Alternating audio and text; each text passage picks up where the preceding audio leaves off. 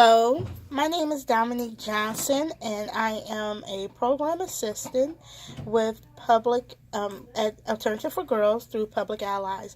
I am currently a graduate student of the nonprofit leadership and management program, and I have with me today Jessica Pate, who is our volunteer manager. She was kind enough to agree to do an interview with me for class, and I appreciate that, Jessica. I owe you one. So, Jessica, starting off, if you can just give us a little bit of background information about you. Sure. So I started with Alternatives for Girls in November of last year, so November of 2017. My background is in business management. I have a master's in management studies. Okay. Prior to AFG, I worked at a nonprofit in Dallas, so I'm a transplant to Detroit. I worked at a nonprofit in Dallas for about 3 years as a development and volunteerism intern, and then later on as a volunteer and HR coordinator. So they were New Friends, New Life. They worked with a very similar population as AFG. And so AFG was naturally just a really good fit for me when I came up to Detroit. Okay. I love Dallas. I used to go to school in Texas. I love Dallas. So it's maybe about 6 questions I have for you. Okay. I'm going to back up a little bit just so you can see me. And we'll get started. So, right now our class is talking about onboarding and onboarding volunteers and that type of thing. And so my questions are centered around that. So, do you have an onboarding process for volunteers for like short-term and long-term volunteers? Yeah, so we do have a different onboarding process for both what we call one-time volunteers and then regular volunteers. Okay. So one-time volunteers, there's not a whole lot. It's a little bit of an overview of the agency as a whole, Okay. An overview of where they will be serving, and then they sign a confidentiality agreement. Okay. So that's for one time. So that would be like a group who comes in to paint, or maybe a group who comes in to facilitate a workshop for one of our participant groups. Okay. And then we have our regular volunteers, so that is specifically stated as anyone who is volunteering here for 4 hours or more every 2 weeks. Okay. Okay. So that's that kind of threshold. I'll be back in a little bit. I'm going to go have my meeting with Michelle. Okay. So in that case, there is a pretty rigorous screening process. So there's an application where a background history check waiver is signed. Okay. And we run 3 different background checks online. So one of them is the sex offender registry for the state of Michigan. The other one's an internet criminal history tracker system. And then the last one is the offender tracking system. Oh, okay. And then they're requested to bring in a clearance, a DHS, Department of Health Services, Human Services, registry clearance. So that registry make sure they're not registered on the child abuse or child neglect registry. Oh, okay. And then because we do have a shelter on site, we share our facility with our shelter. It is required that all regular volunteers have a TB test done. Okay. For shelter volunteers, that test actually needs to be done annually. Oh, okay. Okay. Oh, way more than I thought. I mean, considering I had to do all of that, so yeah. Oh, and then there's, of course, your orientation and your training and your placement. Okay. But that's the screening part of it. Okay.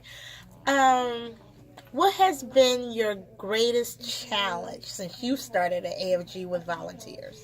That's a great question. So the main challenge is that, and it's really hard to call it a challenge, but one of the upsides about working here is there's a lot of volunteer recruitment within the programs themselves. So I would say maybe 25 to 30% of the volunteers that are recruited are not recruited through the volunteer services department. So I do not recruit them personally. Okay.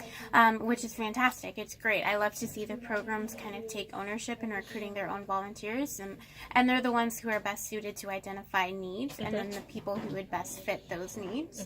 However, because they don't come through the volunteer services department, sometimes these volunteers start volunteering without being appropriately screened, oriented, or trained. Okay.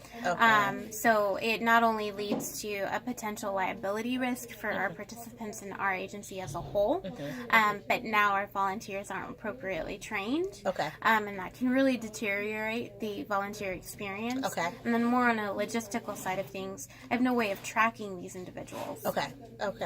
So them just coming in willy-nilly actually can be a detriment. A huge them. detriment. So the Volunteer Services Department has a duty to ensure that all volunteers in the building are safe. Okay.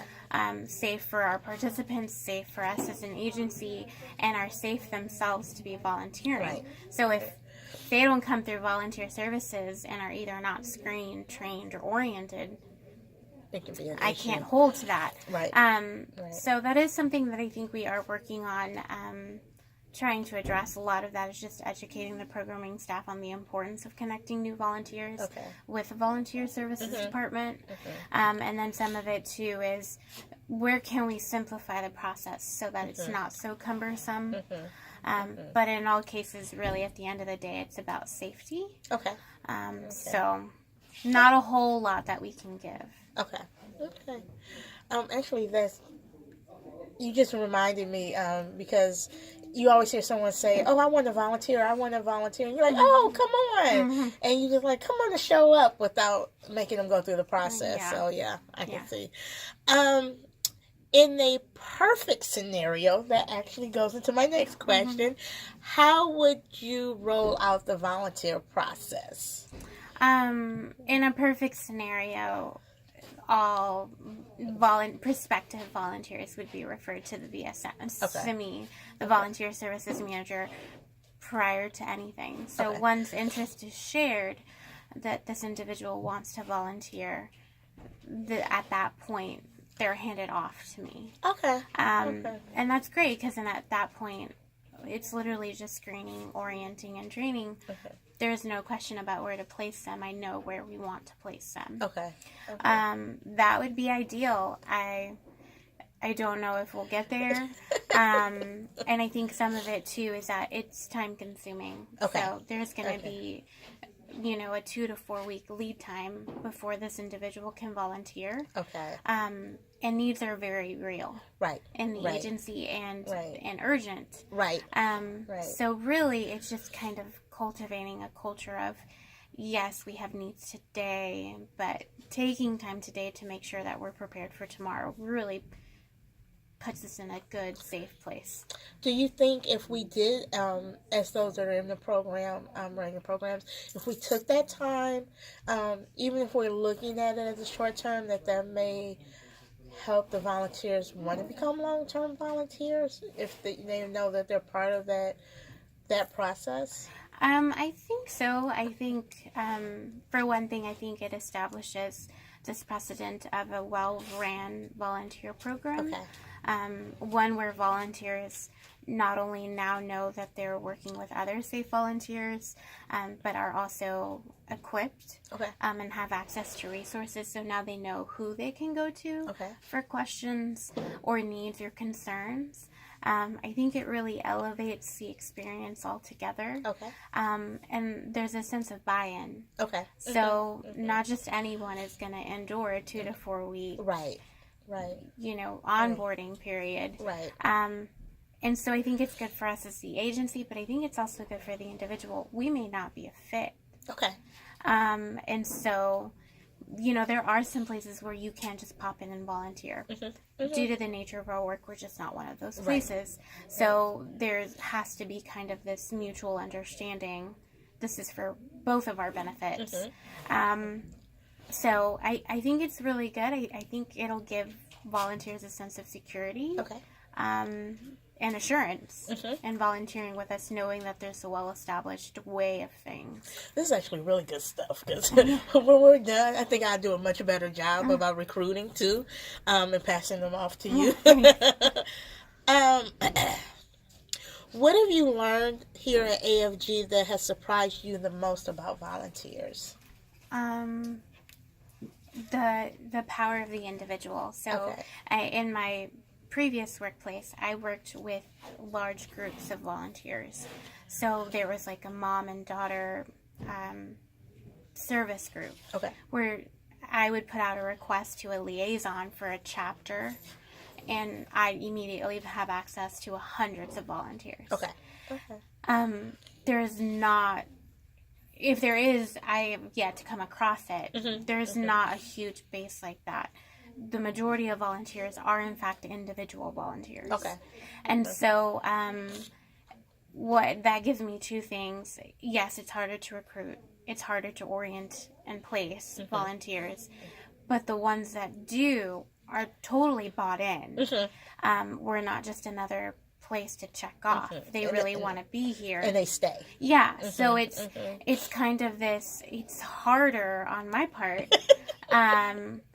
But the quality of the volunteers that we're getting, I think, is just because they're more invested. Okay. It wasn't just to go sign up somewhere online. Okay. They had to do something to become a volunteer. So honestly, kind of this sense of duty and responsibility that the community has around volunteerism, and their drive to be part. I would say that's probably the best thing that I've learned. Okay. Well, that pretty much wraps up all the questions that I had. Oh, I do have one more, and this will be our final questions. Do you think long-term volunteers are natured or nurtured? Oh, that's a great question. I'm going to say nurtured. Okay. I think people can be born with a philanthropic spirit. Okay. But I think how to hone and how to utilize that in a positive way is definitely nurtured. Okay. And I think that's the role of, volunteer coordinators, volunteer managers, is to identify that person with that spirit and then give them a place to thrive. How do you think we can help in that process? Honestly, just providing a warm and welcoming environment for volunteers to serve in. Okay. Right. Okay. So that means a friendly smile. It's so basic, right? Just providing a friendly smile, a polite hello, sharing, your reasoning for being here. A lot of people here are just as invested in the mission as any of our volunteers. So being able to share that with our volunteers, I think, is how we can cultivate and nurture an environment of good volunteerism. Okay. Well, thank you so much, Jessica. You're so I'm welcome. so very thankful that you You're took the very time welcome. to do it. Happy to. And you did so well. Thank you. You.